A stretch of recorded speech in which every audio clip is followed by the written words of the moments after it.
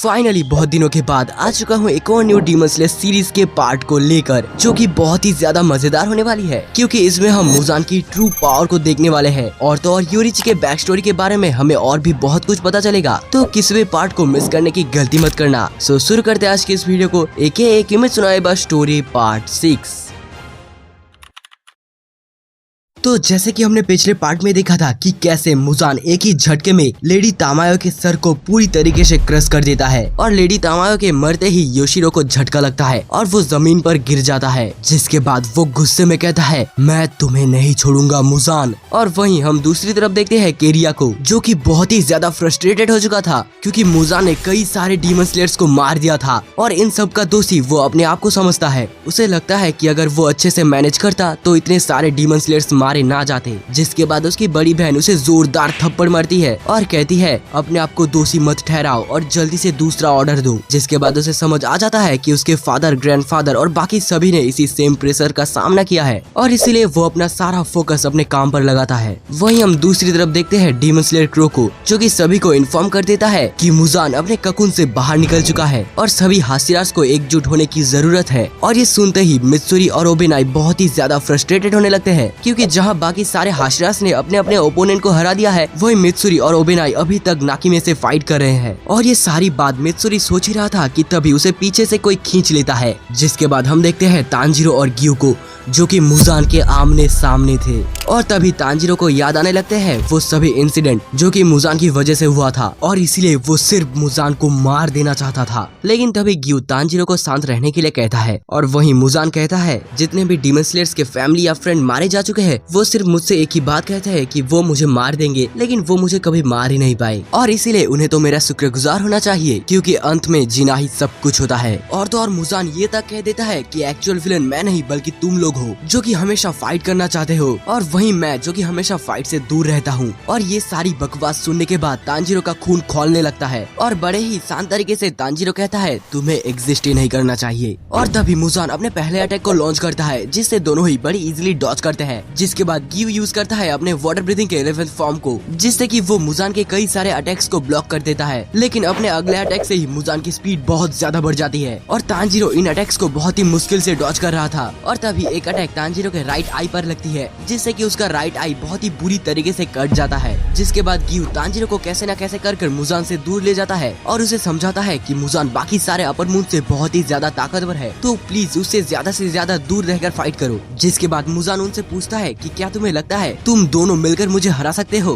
ग्यू और तांजीरो को भी इस बात पर पूरा डाउट था। और तभी मुजान के पास एक सिग्नल आता है नाकिमे का, जो कि मुजान को बताती है कि ओबेनाई और मित्सुरी दोनों ही मारे जा चुके हैं और अब वो फ्रीली इन्फिनिटी कैसल को मूव कर सकती है। जो सुनकर मुजान और भी ज्यादा खुश हो जाता है और अपने अटैक को तांजीरो और ग्यू पर बहुत तेजी से करता है। मुजान पर अटैक करना तो दूर की बात, तांजीरो ढंग से डॉज भी नहीं कर पा रहा था। और क्योंकि तांजीरो का एक आई डिस्ट्रॉय हो चुका था, इसीलिए वो अपने सेंस ऑफ स्मेलिंग का यूज करता है मुजान के अटैक्स को डॉज करने के लिए। लेकिन मुजान इतना ज्यादा फास्ट था कि तांजीरो उन्हें स्मेल ही नहीं कर पा रहा था और तभी तांजीरो एक दीवार पर जाकर टकराता है। इसी का मौका देखकर मुजान अपना एक स्पेशल अटैक तांजीरो को खत्म करने के लिए यूज करता है। लेकिन तभी सीलिंग तोड़ते हुए एंट्री होती है हमारे लव हाशिरा मित्सुरी की, जो कि आते ही मुजान पर अपने ब्रीथिंग स्टाइल का यूज करती है। लेकिन इन अटैक से मुजान को घंटा कुछ फर्क नहीं पड़ता और मित्सुरी का होना या ना होना मुजान के लिए एक बराबर था, जो देखकर मित्सुरी को बहुत ही ज्यादा बुरा लगता है। और वहीं दूसरी तरफ ओबेनाई, जो कि तांजीरो को उस अटैक से बचा चुका था, और इन दोनों को देखकर मुजान बहुत ही गुस्से में नाकिमे से पूछता है कि आखिर वहाँ पर चल क्या रहा है। और तभी हम देखते हैं योशिरो को, जो कि नाकिमे के ब्रेन को कंट्रोल कर रहा था उसके यूनिक ब्लड डिमन आर्ट से। और इस पॉइंट पर नाकिमे वही कर रही है जो कि उससे योशिरो करवा रहा है। फिर योशिरो कहता है, लेडी तामायो को मारकर तुमने सबसे बड़ी गलती कर दी है। और इतने में ही पूरा इन्फिनिटी कैसल हिलने लगता है, जो देखकर सारे डीमन स्लेयर्स कंफ्यूज होने लगते हैं। और वही मुजान का गुस्सा बहुत ही ज्यादा बढ़ जाता है, जो देखकर मित्सुरी सिर्फ यही प्रे कर रही थी कि गियो में यहाँ पर जल्दी से जल्दी आ जाए। और तभी हम फ्लैशबैक देखते हैं जहाँ पर योशिरो मित्सुरी से कह रहा होता है, तुम नाकिमे का ध्यान भटकाओ, मैं उसे कंट्रोल में ले लूंगा। तो अब तुम लोग समझ चुके होंगे कि वो हाथ योशिरो का था। जिसके बाद हम प्रेजेंट में देखते हैं जहाँ पर मुजान अपनी पूरी ताकत लगा देता है नाकिमे पर अपना कंट्रोल वापस पाने के लिए, और वहीं योशिरो भी पूरा जोर लगा रहा था। तभी योशिरो के पास में खड़ा हुआ डीमन स्लेयर उसे ऑफर देता है कि तुम मेरा ब्लड पी लो, जिससे तुम्हें पावर पावर मिल जाएगी। लेकिन वहीं योशिरो उसे चुप रहने के लिए कहता है। मुजान धीरे धीरे नाकिमे पर अपना कंट्रोल वापस लेने लगता है कि तभी ओबेनाई और ग्यू दोनों ही मुजान पर अपने ब्रीदिंग स्टाइल का यूज करते हैं, जिससे मुजान पूरी तरीके से डिस्ट्रैक्ट हो जाता है। और तभी योशिरो नाकिमे पर अपना कंट्रोल वापस ले लेता है और जिस फ्लोर पर मुजान खड़ा हुआ था उस फ्लोर को योशिरो नाकिमे की मदद से गायब कर देता है, जिससे कि मुजान बहुत ही ज्यादा फ्रस्ट्रेटेड होने लगता है और गुस्से में अपने मुट्ठी को बंद करता है और नाकिमे को पूरी तरीके से डिस्ट्रॉय कर देता है। इससे पहले कि पूरा इन्फिनिटी कैसल डिस्ट्रॉय होता, योशिरो अपनी पूरी ताकत लगा देता है सारे हाशिरास और डीमन स्लेयर्स को बाहर टेलीपोर्ट करने के लिए,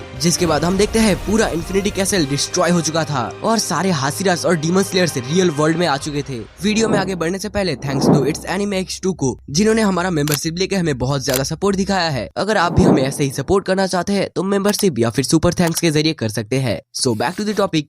जिसके बाद हम देखते हैं तांजीरो को, जो कि इन्फिनिटी कैसल से बाहर आ चुका था और वहीं दूसरी तरफ केरिया बहुत ही परेशान हो रहा था क्योंकि सनराइज होने में अभी भी 1 घंटा और 30 मिनट्स बाकी है और इतने देर तक मुजान को रोके रखना लगभग नेक्स्ट टू इम्पॉसिबल है। फिर तांजीरो अपने आसपास देखता है और उसे पता चलता है कि ग्यू, ओबेनाई, मित्सुरी तीनों ही सही कंडीशन में है और इन तीनों को ठीक ठाक देखकर तांजीरो मुजान को ढूंढने के लिए जाता है। जिसके बाद मुजान मलबे से बाहर निकलता है और गुस्से में कहता है, क्या तुम लोगों को सच में लगता है कि तुम लोग मुझे सनराइज होने तक रोक सकते हो? अगर दम है तो रोक कर दिखाओ। जिसके बाद मुजान अपने अटैक को लॉन्च करता है और जवाब में तीनों हाशिरास भी अपने अपने ब्रीदिंग स्टाइल का यूज करते हैं और इतने सारे अटैक्स के बाद ओबेनाई कैसे ना कैसे कर मुजान के गले पर वार करता है। लेकिन फिर हम देखते हैं कि जैसे जैसे ओबेनाई का तलवार आगे जा रहा है वैसे वैसे मुजान का गला हील होते जा रहा है, जिसका मतलब कि मुजान का रीजनरेशन लगभग गॉड लेवल है। तीनों हाशिरास मुजान के बहुत ज्यादा क्लोज आ चुके थे। इसी का मौका देखकर मुजान तीनों को खत्म करने के लिए पावरफुल अटैक करता है, लेकिन तभी कई सारे डीमन स्लेयर्स आकर हाशिरास को बचा लेते हैं और इतने सारे डीमन स्लेयर्स को मरते हुए देखकर तीनों के तीनों ही बहुत ज्यादा हैरान हो जाते हैं। और वहीं दूसरी तरफ तांजीरो की हालत बहुत ज्यादा खराब हो जाती है, लिटरली वो खून की उल्टियां दे जाता है। और तभी मुजान एक्सप्लेन करता है कि जो लोग मेरे एक ही अटैक से मर जाते हैं उनकी किस्मत बहुत अच्छी होती है, लेकिन अगर वो नहीं मरे तो उनको बहुत ज्यादा खतरनाक इन्फेक्शन हो जाता है, जिससे कि वो तड़प तड़प कर मरते हैं, क्योंकि मुजान अपने अटैक के दौरान ही ओपोनेंट के अंदर अपना ब्लड इंजेक्ट कर देता है। तुम सभी को तो पता ही होगा कि अगर मुजान का ब्लड किसी इंसान के अंदर जाता है तो उसकी हालत क्या होती होगी। मुजान कहता है, मैंने अपना इतना सारा ब्लड तुम्हारे अंदर डाल दिया है कि तुम डीमन बनने से पहले ही मारे जाओगे।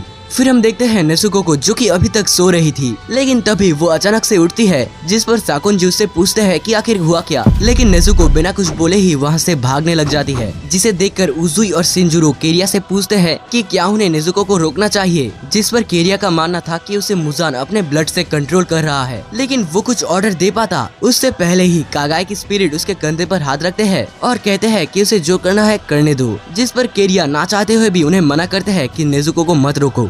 लेकिन वही साकुंजी, जो कि अभी तक नेजुको का पीछा कर रहे थे, लेकिन नेजुको की स्पीड बहुत ज्यादा थी। असलियत में उसके फादर का स्पिरिट उसे रास्ता दिखा रहे थे कि आखिर तांजीरो कहाँ पर है और वो जल्दी से जल्दी तांजीरो के पास पहुँच जाए। तभी नेजुको एक पहाड़ की क्लिप से नीचे कूद जाती है और ये देखकर साकुंजी बहुत ही ज्यादा हैरान थे, क्योंकि लेडी तामायो के मेडिसिन ने नेजुको पर काम ही नहीं किया और वो अभी भी एक डीमन ही है। और वही मित्सुरी, ओबेनाई और ग्यू अभी भी मुजान से लड़ रहे थे, लेकिन ये तीनों हाशिरा मुजान के सामने कुछ नहीं कर पा रहे थे और ये बस टिके हुए थे तो डीमन स्लेयर मार्क की वजह से। लेकिन फिर भी मित्सुरी की हालत बहुत ज्यादा खराब हो जाती है और तो और इस पॉइंट पर मित्सुरी को मुजान के कई सारे अटैक्स लग चुके थे और जैसे ही वो अपना दूसरा अटैक करता है तभी उसका टेंटिकल अचानक से तबाह हो जाता है और फाइनली बैटलफील्ड में एंट्री होती है गियोमे की, जिसे देखकर मित्सुरी रिलीफ फील करती है, जिस पर गियोमे कहता है माफ करना देरी करने के लिए। और इतने में ही मुजान के पीछे से सानेमी की एंट्री होती है, जो कि मुजान को 2 हिस्सों में काट देता है। ऑब्वियसली मुजान अपने आप को रीजनरेट कर लेता है,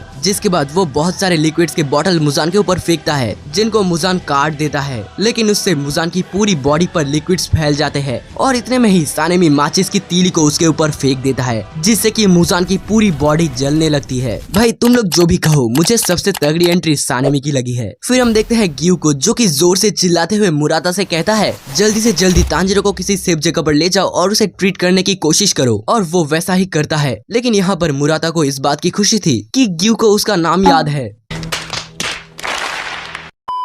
फिर सीन चेंज होता है और हम तांजीरो के सपने को देखते हैं, जहाँ पर वो किसी घर के पास में था और वो घर तांजीरो को जाना पहचाना सा लग रहा था कि तभी वहाँ पर एक छोटी बच्ची आती है जो कि तांजीरो को दूसरे इंसान की तरफ इशारा कर कर दिखाती है, जिसे देखकर तांजीरो समझ जाता है कि यही असली सन ब्रीथिंग का यूजर योरिची है। फिर हम वापस देखते हैं जहाँ पर मुराता कैसे ना कैसे कर कर तांजीरो को बचाने की कोशिश कर रहा था, लेकिन सडनली तांजीरो सांस लेना बंद कर देता है और ये देखकर मुराता बहुत ही ज्यादा घबराने लगता है। जिसके बाद हम वापस तांजीरो के सपने को देखते हैं, जहाँ पर योरिची उसे कहता है कि एक बात है जो कि मैं तुम्हें बताना चाहता हूँ। जिसके बाद तांजीरो कहता है जब हम पहली बार मिले थे तब सुमिरे कितनी ज्यादा छोटी थी, लेकिन अब देखो ये बहुत बड़ी हो चुकी है। फिर उसे रियलाइज होता है कि वो अपने एंसेस्टर यानी कि सुमियोशी की मेमोरीज में है। जिसके बाद योरिची कहता है कि इस दुनिया में पैदा होना किसी ब्लेसिंग से कम नहीं है और ये दुनिया हर तरफ से बहुत ही खूबसूरत है। जिसके बाद उसे अपने मॉम के बारे में याद आता है जो कि बहुत ही ज्यादा स्पिरिचुअल इंसान थी और वो हमेशा योरिची के लिए प्रे करा करती थी, क्योंकि उस टाइम पर सभी का मानना था कि योरिची बहुत ही अनलकी है। अगर तुम्हें नहीं पता कि आखिर योरिची क्यों अनलकी है तो तुम इसके पार्ट 5 को देख सकते हो, जहाँ पर हमें योरिची के बैक स्टोरी के बारे में बहुत कुछ पता चला था। लेकिन सब कुछ नहीं, वो तो हमें इस वीडियो के आगे ही पता चलेगा। और तो और मिचिकात्सु भी योरिची की बहुत ज्यादा परवाह करता था, भले ही उसे योरिची से बात करने के लिए मारा जाता था। और इसी दौरान मिचिकात्सु ने योरिची को अपना फ्लूट दिया था। फिर जिस रात योरिची की मॉम की डेथ हो जाती है उसी रात योरिची अपने घर को छोड़कर चला जाता है। घर से भागने के बाद योरिची एक दिन और एक रात तक सिर्फ दौड़ता ही रहा और उसी दौरान उसे एक लड़की दिखती है जो कि लगभग योरिची की उम्र की ही थी। योरिची उससे पूछता है कि आखिर वो यहाँ पर क्या कर रहा है, जिस पर वो लड़की बताती है कि किसी बीमारी के कारण उसकी पूरी फैमिली मारी जा चुकी है और क्योंकि अब वो अकेली बची हुई थी तो इसीलिए वो कुछ टेडपोल्स को अपने घर ले जाना चाहती थी। और वहीं पर खड़े खड़े दिन से शाम हो जाती है, लेकिन वो लड़की ना कुछ बोलती है और ना कुछ मूवमेंट करती है। रात होने के बाद वो लड़की उन टेडपोल्स को अपनी जगह पर छोड़ देती है, क्योंकि वो नहीं चाहती थी कि उसकी वजह से ये टेडपोल्स अपनी फैमिली से अलग हो। फिर योरिची कहता है उन टेडपोल्स की बजाय कि क्यों ना मैं तुम्हारे साथ तुम्हारे घर चलूं, जिसे सुनकर वो लड़की बहुत ही ज्यादा शॉक थी और उसके आंखों से आंसू गिरने लगते हैं। योरिची अपने पूरी स्टोरी को तांजीरो के एंसेस्टर को खुद ही नरेट कर रहा था। फिर योरिची कहता है कि उस लड़की की आंखें बिल्कुल ही ऑब्सिडियन की तरह थी और उसका नाम था यूता। जिसके बाद से वो दोनों एक साथ रहने लगे। योरिची जो कि कभी कुछ नहीं बोलता था, वहीं उसका ऑपोजिट यूता जो कि दिन रात तक सिर्फ बातें ही करती रहती थी। योरिची एक कटे हुए पतंग की तरह था जिसे पता ही नहीं कि वो कहाँ जाएगा क्या करेगा, लेकिन वहीं यूता ने उसकी डोर को संभाला और उसके नॉर्मल लाइफ जीने का सपना पूरा किया। जिसके बाद हम देखते हैं 10 साल बाद, जहाँ पर योरिची और यूता की शादी हो चुकी थी और वहीं यूता अपने लास्ट मंथ पर थी प्रेगनेंसी के। जिसके बाद योरिची किसी मिडवाइफ को लेने के लिए गाँव पर जाता है और क्योंकि वो गाँव से बहुत दूर रहता है तो उसका प्लान था कि वो शाम होने से पहले घर वापस आ जाएगा। लेकिन रास्ते में ही उसकी मुलाकात हो जाती है एक बूढ़े इंसान से जो कि पहाड़ को क्रॉस करने की कोशिश कर रहे थे, लेकिन उनकी हालत इतनी ज्यादा खराब थी कि वो ढंग से चल भी नहीं पा रहे थे।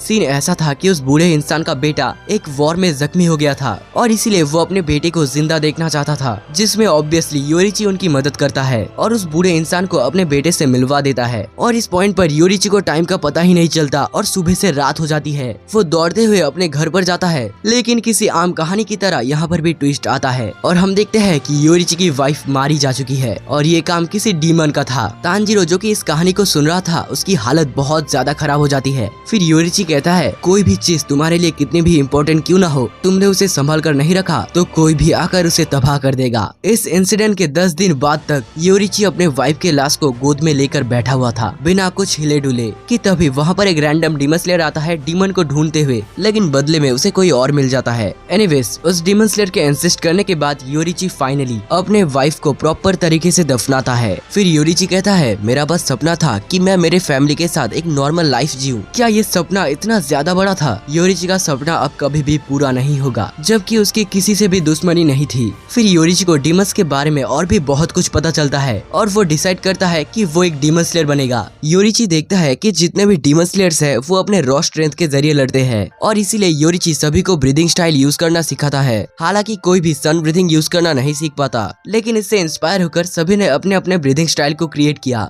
और तो और मिचिकात्सु ने भी डीमन स्लेयर्स को ज्वाइन कर लिया था। फिर योरिची कहता है कि आखिर वो कैसे पहली बार मुजान से मिला था। डीमन स्लेयर बनने के कुछ सालों बाद ही योरिची की मुलाकात होती है मुजान किबुत्सुजी से। मुजान को पहली बार देखते ही योरिची समझ जाता है कि उसका जन्म इसको ही मारने के लिए हुआ है, और वही मुजान पर्सनली अपने हाथों से योरिची को मार देना चाहता था, क्योंकि योरिची सभी डीमन स्लेयर्स को ब्रीथिंग स्टाइल सिखा रहा था। और बिना टाइम वेस्ट किए मुजान अपने पहले अटैक को लॉन्च करता है, जिससे योरिची ऑब्वियसली डॉज करता है। और इस अटैक को देखने के बाद योरिची समझ जाता है कि अगर कोई भी अटैक उसे हिट होता है तो वो बहुत ही खतरनाक होगा। और क्योंकि योरिची ट्रांसपेरेंट वर्ल्ड को देख सकता था, तो इसीलिए उसे पता चलता है कि मुजान के अंदर 7 दिल और 5 ब्रेन्स है। मुजान के इतने ज्यादा पावरफुल होने के बावजूद भी योरिची बिना टाइम वेस्ट के 12 फॉर्म को एक साथ मिलाता है और 13 सन ब्रीदिंग का फॉर्म योरिची के ऊपर यूज करता है, जिससे मुजान की बॉडी कई टुकड़ों में बिखर जाती है। और वो कितने भी कोशिश क्यों न कर ले, उसकी बॉडी रीजनरेट नहीं हो रही थी, और वो अपने कटे हुए हाथों का यूज करके अपने हेड को सही जगह पर रखने की कोशिश कर रहा था ताकि उसका सर फिर से जुड़ जाए। लेकिन क्योंकि योरिची ने उसे ब्राइट रेड स्वॉर्ड से काटा था, तो इसीलिए उसकी बॉडी फिर से रीजनरेट नहीं कर पा रही थी।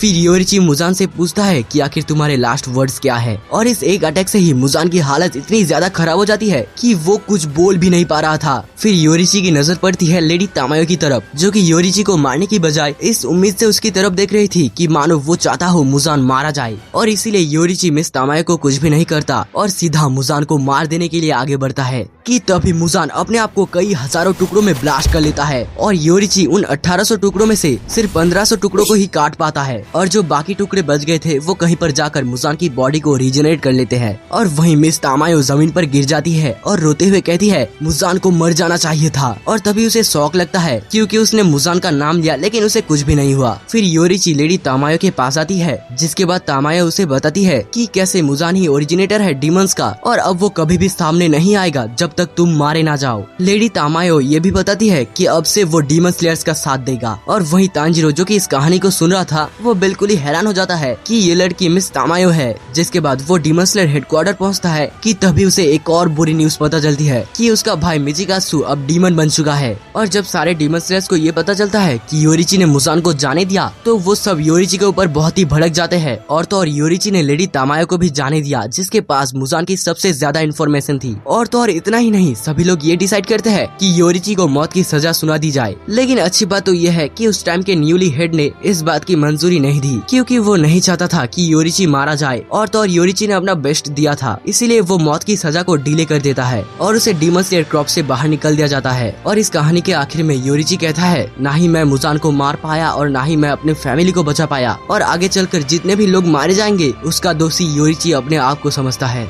और वहीं तांजीरो, जो कि इस बात को सुन रहा था, उसकी आंखों से आंसू निकलने लगते हैं और वो समझ ही नहीं पा रहा था कि आखिर वो कहे क्या। और तो और इसमें योरिची की कोई भी गलती नहीं थी। फिर हम देखते हैं सुमिरे को, जो कि तांजीरो के एंसेस्टर की बेटी है। वो योरिची के पास में जाकर उसे गोद में लेने के लिए कहती है, और योरिची तांजीरो के एंसेस्टर से परमिशन लेकर उसे गोद में खिलाने लगता है, जिससे कि खुश होकर सुमिरे हवा में बहुत ही जोर जोर से हंसने लगती है। और सुमिरे को इतना ज्यादा खुश देखकर योरिची रो पड़ता है। और तभी वहाँ पर सुमियोशी की वाइफ आती है, जो कि योरिची को इस हालत में देखकर उसे चुप कराता है और शाम के खाने में इनवाइट करता है। जिसके बाद फाइनली हम बैटल फील्ड में देखते हैं, जहाँ पर ग्योमे नोटिस करता है कि मुजान की स्पीड हर एक अटैक के साथ साथ बहुत ही फास्ट हो रहा है। और तो और मित्सुरी सिर्फ अपने लक की वजह से ही मुजान के अटैक्स को डॉज कर पा रही थी। जिसके बाद मुजान स्पेशली मित्सुरी के ऊपर हमला करता है, जिससे कि उसका राइट शोल्डर बहुत ही गंदी तरीके से कट जाता है। और मित्सुरी को बचाने के लिए सभी हाशिरास टूट पड़ते हैं मुजान के ऊपर और बहुत ही मुश्किल से मुजान के अटैक को रोक लेते हैं। जिसके बाद ओबेनाई मित्सुरी को एक सेफ जगह पर ले जाता है और वहाँ पर एक डीमन स्लेयर से कहता है कि जल्दी से जल्दी योशिरो को ढूंढो, क्योंकि वही मित्सुरी को ठीक कर सकता था। हालांकि मित्सुरी अभी भी लड़ना चाहती थी, लेकिन ओबेनाई उसे साफ मना कर देता है। ओबेनाई वहाँ से जा ही रहा था कि तभी मित्सुरी उसे रोकती है और कहती है, प्लीज मरना मत। जिसके बाद ओबेनाई बैटल फील्ड के लिए जा रहा था, ये सोचते हुए कि कैसा होता अगर वो एक नॉर्मल दुनिया में आम तरीके से मिले होते तो। लेकिन जो भी हो, सबसे पहले मुझे मरना होगा और इस ब्लड लाइन से छुटकारा पाना होगा। दौड़ते हुए ओबेनाई की बैंडेजेस उसके मुंह से गिर जाता है और पहली बार हम देखते हैं ओबेनाई का पूरा फेस, जहाँ पर उसके मुंह पर एक बहुत ही बड़ा कट था। जिसके बाद ओबेनाई अपने मन में ही मित्सुरी से कहता है, मैं एक बहुत ही गंदे ब्लड लाइन से हूँ जो कि हमेशा अपना फायदा देखते हैं। आगे ओबेनाई कहता है कि उसकी फैमिली एक रॉयल फैमिली से कम नहीं थी।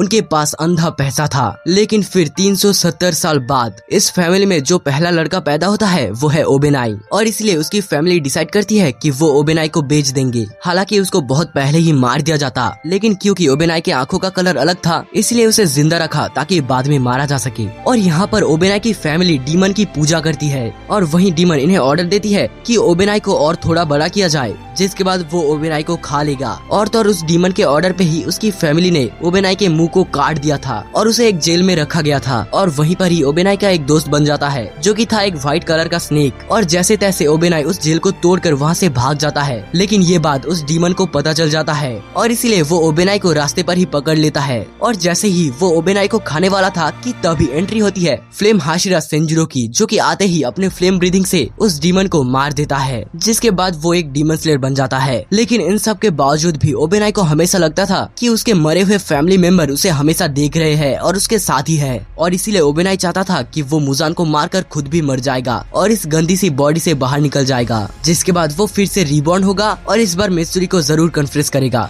फिर हम देखते हैं नेजुको को, जो कि बैटलफील्ड के बहुत ज्यादा करीब आ चुकी थी, और वहीं जो काकुसिस थे वो अपना अपना काम कर रही थी, जैसे कि आम लोगों को बैटलफील्ड से दूर रखना और मलबे में फंसे हुए लोगों को बचाना। तभी वहाँ पर एक काकुसी को एक बिल्ली दिखती है जो कि मलबे के नीचे दबा हुआ था, और जैसे ही वो उस बिल्ली को निकालते हैं तभी वो दौड़ना शुरू कर देती है और बैटलफील्ड की तरफ बढ़ने लगती है। जिसके बाद हम देखते हैं ओबेनाई को, जो कि बहुत ही चालाकी से मुजान के एक हाथ को काट देता है। ओबेनाई को अच्छी तरीके से पता था कि एक गलत कदम और वो मारा जाएगा, और इसीलिए वो अपने आप को बेहोश तभी होने देगा जब सनराइज होने में 1 सेकंड बाकी रहेगा। और वहीं हम देखते हैं ग्यू को, जो कि बहुत ही ज्यादा कमजोर हो चुका था, इतना कमजोर कि मुजान के एक अटैक से उसके हाथ से उसका तलवार ही छूट जाता है। लेकिन फिर ओबेनाई और गियो में आकर उसे बचा लेते हैं, जिसके बाद सानेमी गियो को एक तलवार फेंक कर देता है और कहता है अगर तुम्हें इतना ही मरने का शौक है तो मैं तुम्हें मार दूंगा। गियो उस तलवार को पकड़ता है और अपने वाटर ब्रीथिंग से मुजान के ऊपर हमला करता है और कहता है मैं सबसे आखिर में हार मानूंगा। मुजान सोचता है कि ये सारे हाशिरास तो मेरी उम्मीद से भी ज्यादा जिद्दी निकले, लेकिन मुझे टेंशन लेने की कोई जरूरत नहीं है क्योंकि सभी हाशिरास में मेरा वेनम बहुत ही ज्यादा जा चुका है और थोड़ी ही देर में ये सारे लोग मारे जाएंगे। जो देखकर सानेमी और गियोमे को पता चल चुका था कि उनकी बॉडी में जो पॉइजन है उसने अपना काम शुरू कर दिया है। सभी हाशिरास की हालत बहुत ज्यादा खराब हो जाती है और बस वो अपना फोकस खोने ही वाले थे कि तभी वहाँ पर लेडी तामायो की कैट आ जाती है और उसकी पीठ में जो बैग था उससे कई सारे एंटीडोट निकलते हैं और ये एंटीडोट सभी हाशिरास अपने अपने हाथों पर इंजेक्ट कर लेते हैं। जिसके बाद मुजान उस बिल्ली को काट देता है और सोचता है कि आखिर वो चीज क्या थी, और वहीं सारे हाशिरास की बॉडी में जो पॉइजन थे वो सब ठीक हो चुके थे, जिससे कि सभी को बहुत ज्यादा मदद मिलती है और अब वो पहले की तरह मुजान से फाइट कर सकते हैं। गियोमे ये देखकर समझ चुका था कि ये सिर्फ टेम्पररी इलाज है जो कि उनकी बॉडी पर ज्यादा देर तक काम नहीं करेगा, लेकिन फिर भी इसकी मदद से वो मुजान को और भी देर तक रोक सकते हैं। जो देखकर मुजान गुस्से में अपने अटैक्स को रैंडमली करने लगता है जिनसे हाशिरा स्पेयरली ही डॉज कर पा रहे थे। जिसके बाद ओबेनाई सोचता है कि सभी फाइट में उसने सबसे कम कंट्रीब्यूट किया है, ऐसा इसलिए क्योंकि उसने बचपन में कोई भी काम नहीं किया था और जो सबसे भारी चीज उसने अपने बचपन में उठाई थी वो थी चॉपस्टिक्स, और जो सबसे बड़ा काम उसने किया था वो था उन चॉपस्टिक्स से गड्ढा खोलकर जेल से बाहर निकलना।